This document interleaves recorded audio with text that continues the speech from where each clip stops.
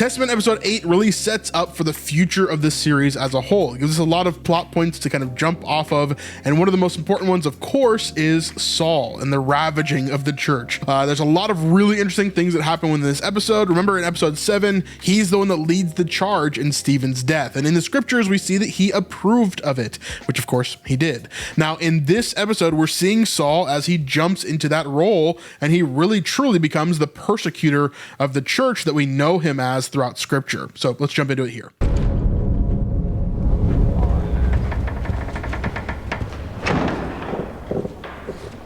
So first things first, we'll mention this real fast. If you want to go back and watch our whole other video, you can do that. But here they're taking Gamaliel's name off the wall. There's some conversations, some different things that happen there. This is something I don't really agree with within the show. I think this is a weird take to have Gamaliel removed from the Sanhedrin, but I'll mention it here. You can go check out my full thoughts over on the other video about Gamaliel, but let's jump into this one here.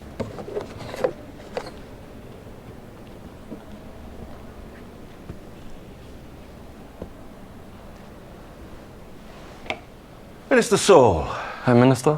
You wanted to see me here? Come in, Saul. Thank you.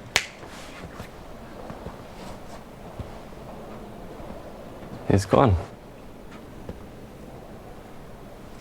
This office now is yours as the newest member of the elected ministers. You're offering me a seat on the Sanhedrin. I think you deserve it. You're loyal, you're devoted.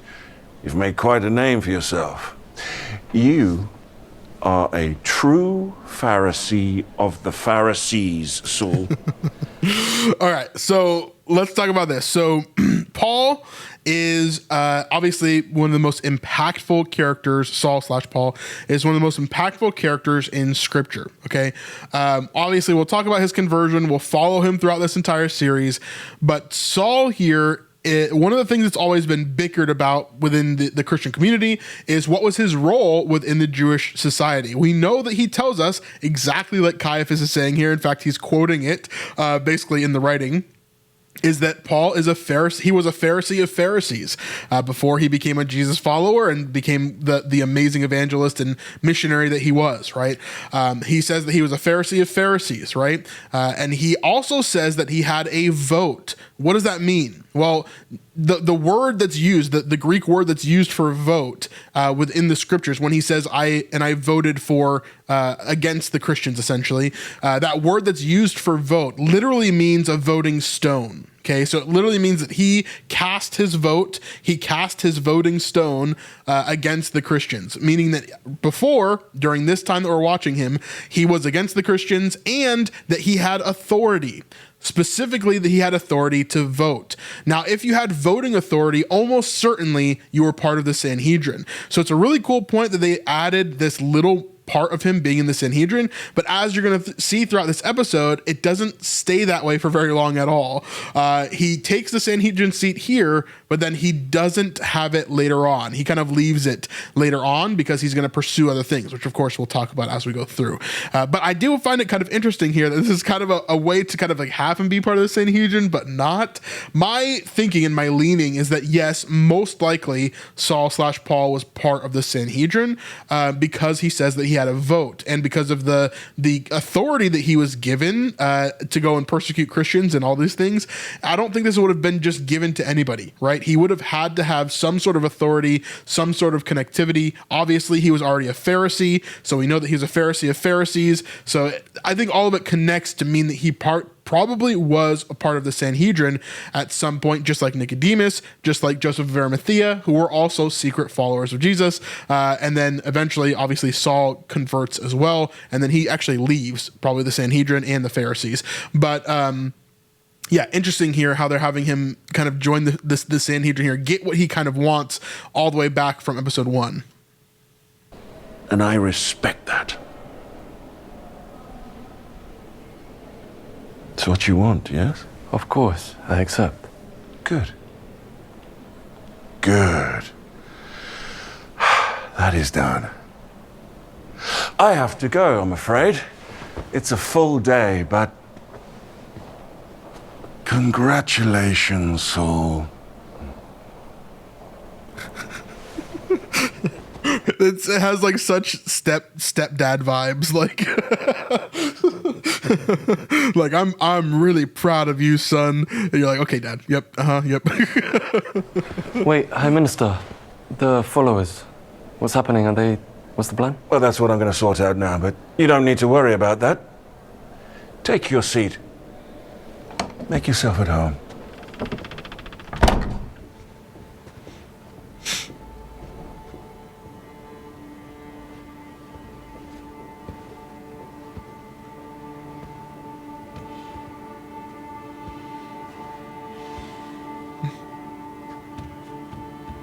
So in some ways, he has to feel like he is betraying Gamaliel a little bit, would be my guess.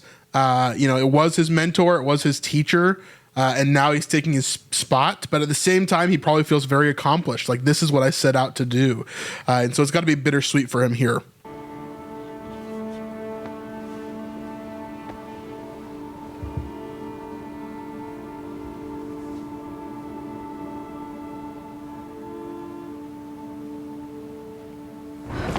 So a beautiful moment there. We're going to move forward here to the next shot. And we've got some different things happening here.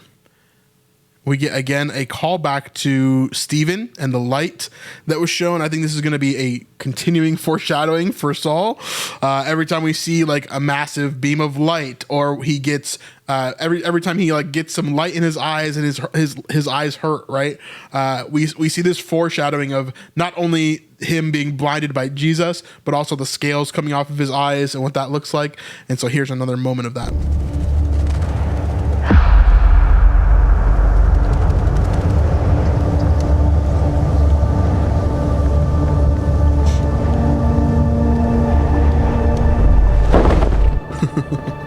So there he sees the bright light. This is angering him towards the Christians again, being like, okay, we dealt with this Stephen guy, but all of the rest of them are exactly like this as well. We need to take care of them. We need to make sure that they're done here. As we continue, we see this argument between Captain and Caiaphas. We're not going to go through everything, but essentially the Captain Roche and Caiaphas are arguing about like what to do here, how to round up the Christians, how to do these different things. And Saul comes in and he is going to bring his own ideas as well. One thing, I don't know if I mentioned it or not, but Captain Roche is kind of like an oxymoron, because all we know him as in scripture is the captain, right? The captain of the temple guard. But Roche basically, I think, means leader as well. And so it's like Captain Leader. It's a funny name if you think about it. But let's get down to this. I regret to inform you that I cannot accept the job. Of course you can. I want to, but I can't when the Jesus followers continue to make a mockery of us. So he's saying he can't accept the job of being in the Sanhedrin. Let me finish what we started. I'll root them out, every last one of them. Just give me a handful of men from the temple guard and it'll be done.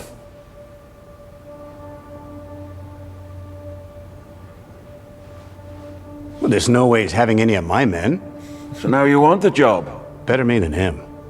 So Captain was basically arguing like that he didn't want to do this, and Saul's coming in saying that he'll do it himself. And again, partially this is because Captain is protecting Dana, who is, he knows, a follower of Jesus, but also, his daughter-ish, like goddaughter, essentially. You would do this? I have to. And when it is done, I take the Sanhedrin seat. It would be the honor of a lifetime. the heretics have a base here in the capital. They must do. The first to find it will have the honor of finishing this for the temple. Captain, tomorrow you will give Saul members of the temple guard of his own choosing. That is final. Let the best man win.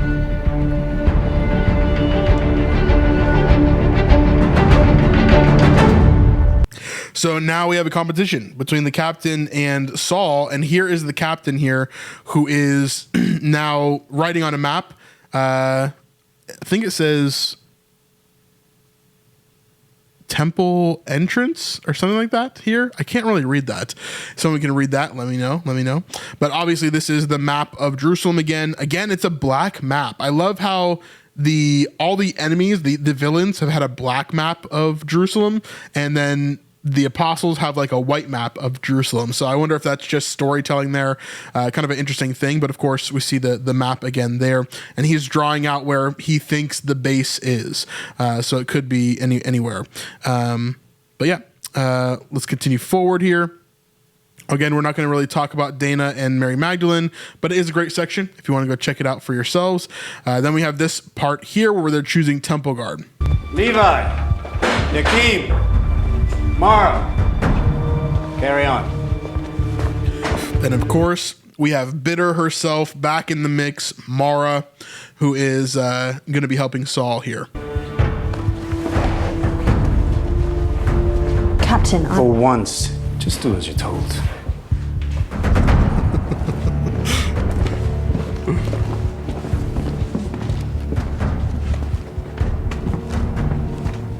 Is this... Yes. When you were with the followers, you said one of them told you they had a base. Yes, but I don't know where. Twist of the century. In season 2, Saul and Mara get married, and then they get a divorce, and then that's why he talks about being single. Just saying. Free material right there. That's the worst storyline I've ever heard. Please do not do that. Even when the temple guard were tailing them, we only ever got as close as west of the Siloam pools. After that, we'd always lose visual. We need that location. We need the names of the ministers who quit their postings. They're our strongest leads. What about the dead boy? I know where his mother lives. We can just... Leave her. Shiver for her now. We should respect that. Now, this is quite interesting. Saul is pretty much going to go after everybody, right? He's going to start taking down everybody, but he does leave Esther alone specifically because they are sitting Shiva, and he's going to respect that. And so yeah, that's actually a cool little aspect there of him still wanting to respect the Jewish traditions while he's hunting down these people to literally kill them. So a little bit hypocritical, but it is what it is. Start with the recanting ministers. We'll finish this together. Together. You sure that? All right, skip this little scene here. We'll head back to Saul and Mara right here. Any follower of the false Messiah Jesus is officially an enemy of the state. The temple prefer we lead with arrests. But we have been granted emergency powers by the Imperium. We will do what is necessary. So Minister Noam, who we met several episodes ago, we see him as he is being arrested now after he's come to Christ. They know that he's left the church, basically, so the minister is not showing up anymore, and so they're gathering a lot of these other ministers that have left the religion, have left Judaism essentially to splinter off into following Jesus. Now, none of the people during this time, we think about it that way, them leaving Judaism, but they didn't actually. Like, we are an offshoot of Judaism, right, as Christians.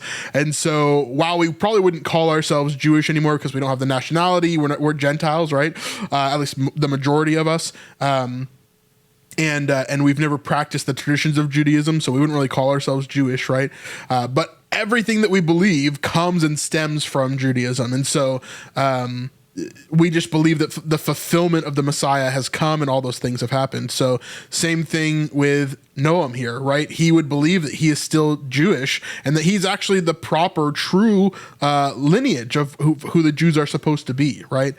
Just like we see with Messianic Jews today who believe that Jesus is the Messiah.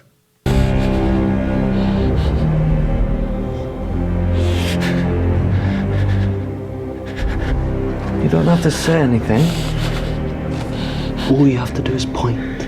So again, the black map of Jerusalem here being pulled out to Noam, and he says, you don't have to say anything, you just have to point.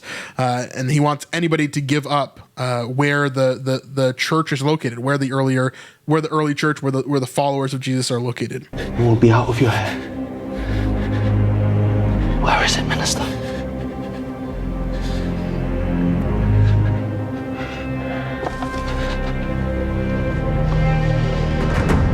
Take him to the cells, we'll make him talk there. Yep. And we'll continue on.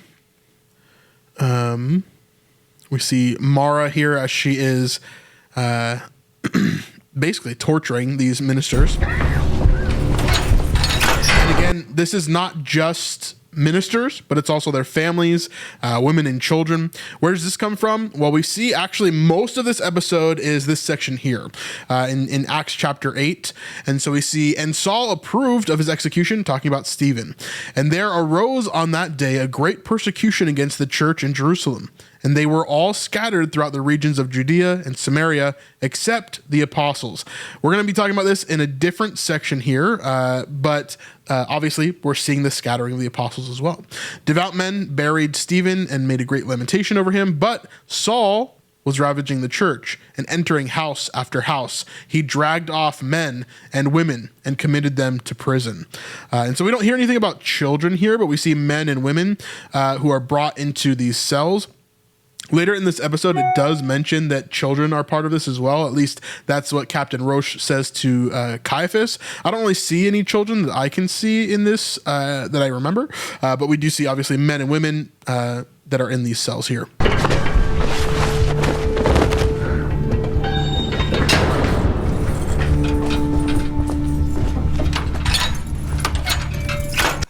That may be a child there, if we saw.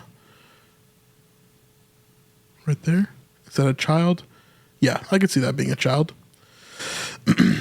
Little family right here. Makes sense. Take the woman. No. No, no, no! Please, for the love of God, please!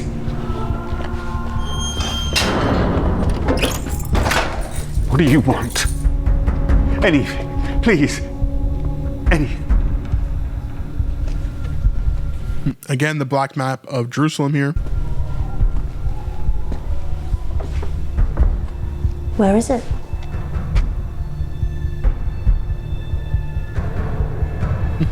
His wife is telling him no, but he does cave. Unfortunately, he does cave, and he gives up the location where it is, and yet she continues to take the wife anyway.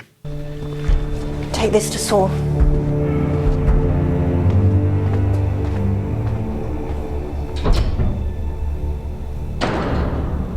And take her away in case he's lying. No. No! And so they're taken away. And that is what we see from Saul. He continues to ravage the church. Now, this little section here we see as Captain Roche is concerned about what this looks like, how Saul is taking this way too far, he feels. Have you seen them? Caiaphas. They're being tortured. Yeah, someone in the chat is saying that guy held out for like 10 seconds tops. Yeah, that's very true. But they found the weakest link, you know? No one wasn't going to wasn't going to break, but this guy obviously instantly broke. I told you Saul was not the right man for this. He's exactly the right man. He has done what you failed to do in a single day. Saul has the location of their base.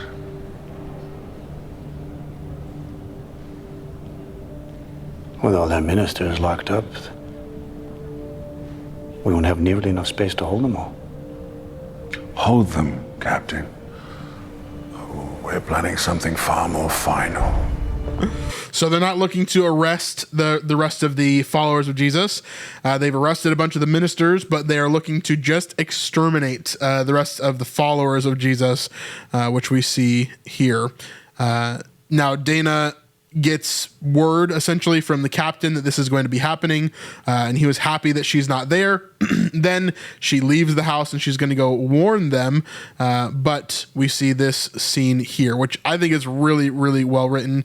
We see the blueprint for the building of Barnabas's warehouse here as they're standing outside and they're getting ready to do this operation right outside the warehouse, and they're going to try to exterminate the followers of Jesus. Pretty cold-hearted for sure. And see you're waiting on orders. Any activity on your sides? Nothing yet, Minister. Good. Start pouring. You heard her.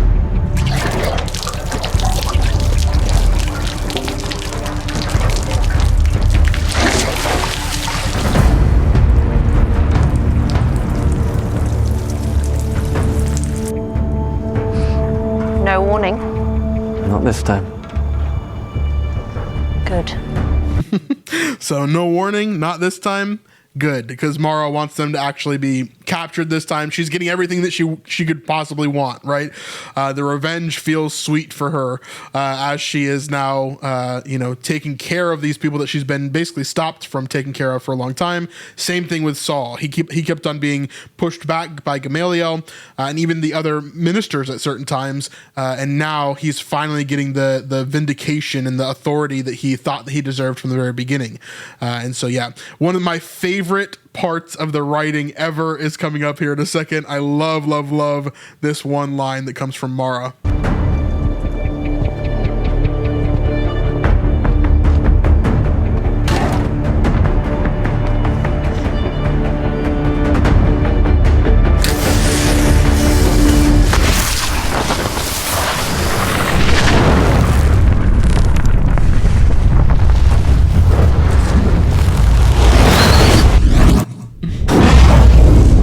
Love all the effects here. I think they're really, really well done. Most of them look pretty great. I really like what they've done so far with a lot of the effects in the show. I don't think anything's felt super cheesy. This is one of the defining characteristics of a lot of Christian media over the last decade, has been like incredibly cheesy CGI and different things like that. I think a lot of the effects that they've used within this, whether it's green screens or CGI elements or special effects, a lot of it has looked really, really good so far, including this scene.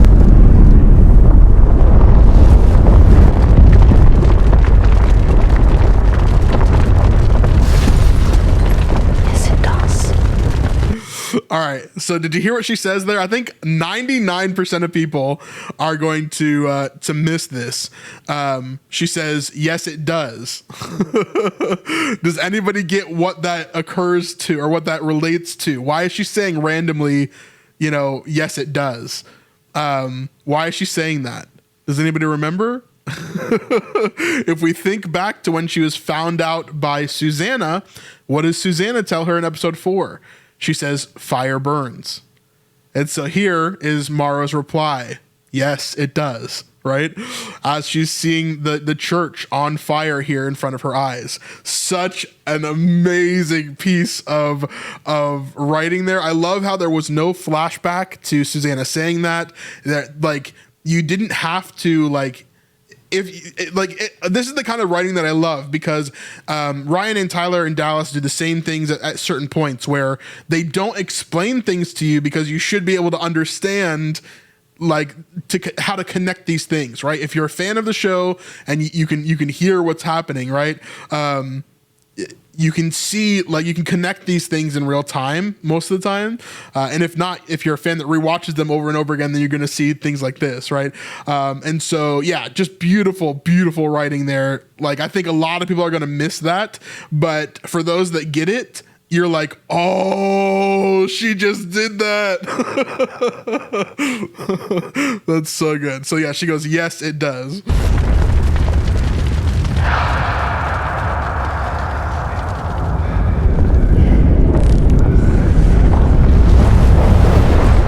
So here we see the true symbol of the church, the acoustic guitar being burned.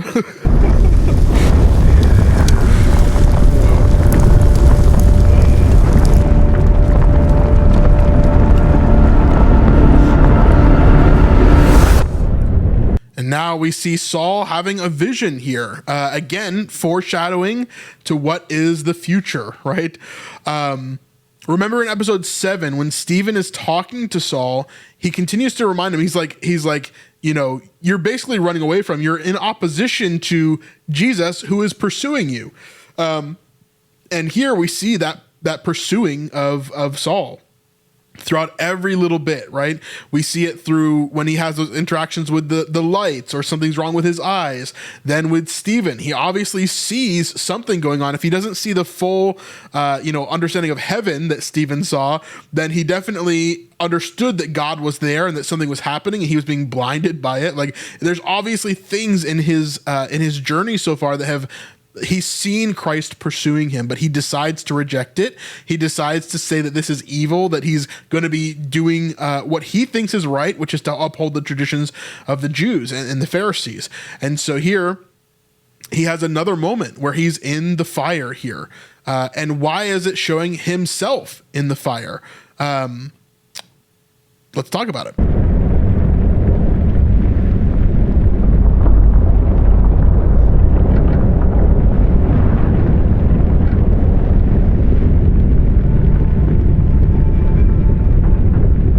So before we get to this next section, there's a ton of symbolism here, right?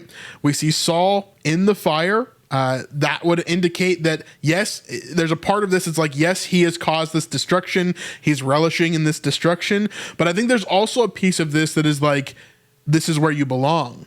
And you are the one that's destroying something that you're a part of, right? Or that you will be a part of. And then on top of that, we're seeing a connection to, of course, Shadrach, Meshach, and Abednego, where Jesus appears in the fire with them, right? We see the angel of the Lord that appears. A lot of people believe that this is a Christophany, which would connect directly to Jesus being in the fire there. And so here, this is almost God telling Saul, like, hey, you're going to be in this fire as well. As much fire as you put out towards the church, you're going to receive towards yourself, which ultimately absolutely happens to Saul, right?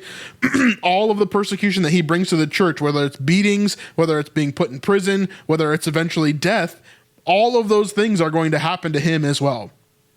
And the entire time, he's going to be fighting. He's going to be fighting with his own thorn in the flesh. He's going to be dealing with a lot of different things. And because he's brought forth all of these different persecutions to the church, he himself is going to receive all those things as well as he becomes a part of the church.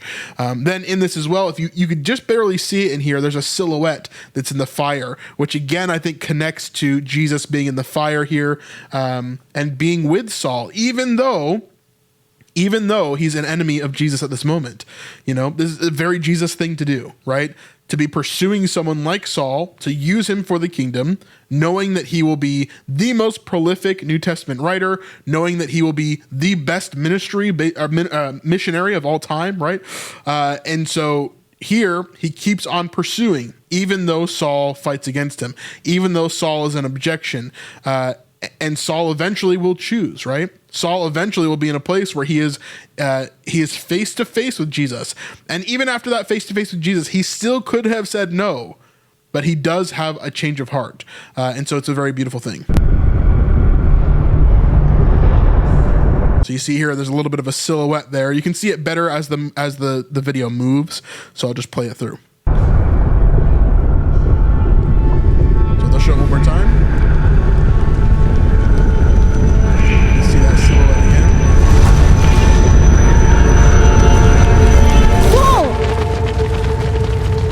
I said there aren't any screens. So now they realize, oh, there's not any screams. They must have gotten tipped off. They must have gotten warned, basically, which of course is what happened.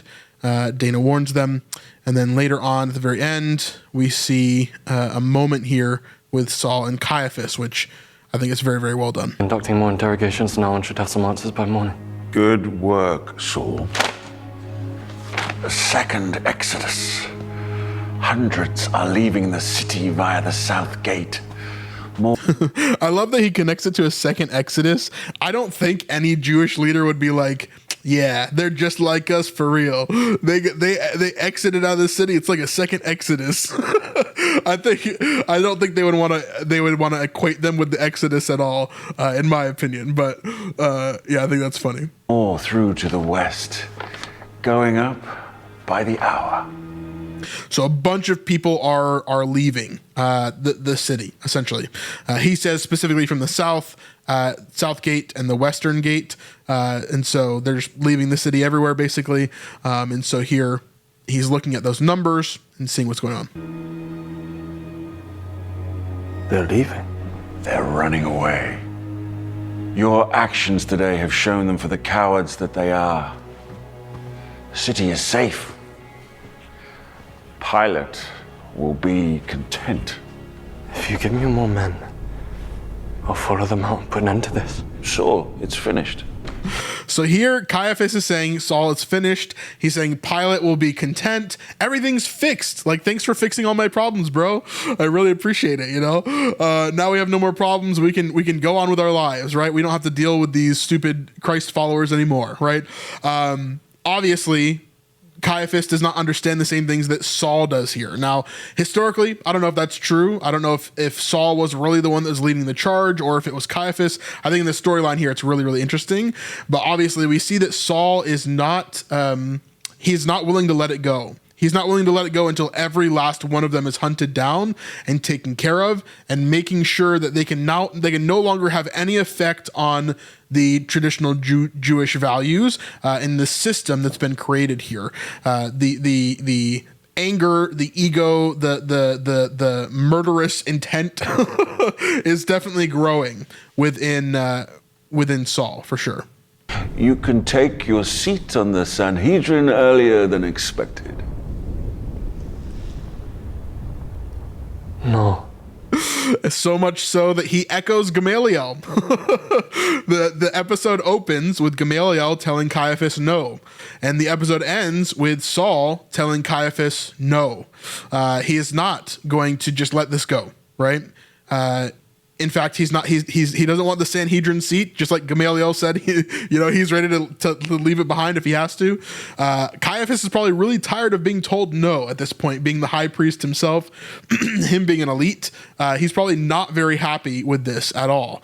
And so here, it's very interesting that we're seeing Saul kind of be like, nope, not going to do what you want. He's very much reminding us of Gamaliel, but on the opposite side of the coin, right? And that's what these characters have always been. Gamaliel is normally soft-spoken, strong, very, very kind of patient in the way that he speaks, whereas Saul is very aggressive, loud, and while he has moments of that manipulative kind of control, it's always on a negative tone, right? And so he's definitely like the opposite end of a coin to Gamaliel here. It's done, Saul. No. It's not. Will you never be happy, boy?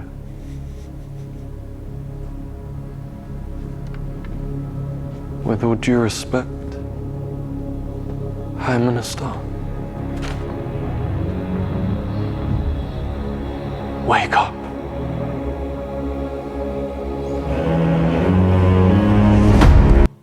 So here we have him saying, wake up, meaning you don't understand the situation. You need to get your act together and you need to deal with this now. If I have to do it myself, I'll do it myself. And that's where he kind of walks out and has his crew behind him with Mara and the rest of the temple guard as they are now going to hunt down the Christians. I love, there's an interview with Paul and Eben, and he talks about how he channeled his inner Anakin Skywalker for this scene right here, which I think is great. Very, very Order 66 pilled for sure. Yeah. Go back to the cells and interrogate all of them. How far do you want us to? So he said, how far do you want us to go? Basically, how far do you want us to travel to get these people? Essentially, I think is what he's trying to say there. And he says far. And so just screaming out there, having them do what they need to do as we end the persecution of the Christians here. yeah, really interesting stuff with Saul overall. Obviously, we knew that Saul was going to persecute the church. Paul Sørstad also said that we're just kind of getting started with this. And so we're going to see more of it getting into season 2. I would expect that the climax or near the climax of season 2 is going to be the conversion of Saul. And so we'll see how they order things around in season 2 overall and how that works out. They went through quite a lot of chapters. I mean, 8 chapters or 7.5 chapters in season 1, really 6.5 because they really started in chapter 2. So yeah, like 6.5-ish chapters in season 1, and then we'll see how many chapters they go over for the rest of these other seasons. He also said that they want to try to do 6 seasons in total, at least right now. And so yeah, anyway, really great stuff. Eben has done an amazing job. If you guys want to check out that interview with Paul Sørstad, let me know in the comments down below, and we'll check that one out too. Lots of great content from them, lots of great interviews during these live streams. Definitely go check them out if you haven't already. The episodes are down from their YouTube channel, but you can still check out the live streams themselves. And if you haven't subscribed over there as well, I would definitely encourage you to do that. Help them get some momentum. You could be, imagine if you were the first 10,000 fans of The Chosen, how much pride would you feel in that? You're here for Testament. I truly believe that this show is going to do some amazing things, and you could be a part of it right from the beginning. So anyway, let me know your thoughts on this in the comments down below. And of course, we'll see you guys on the next one. Peace.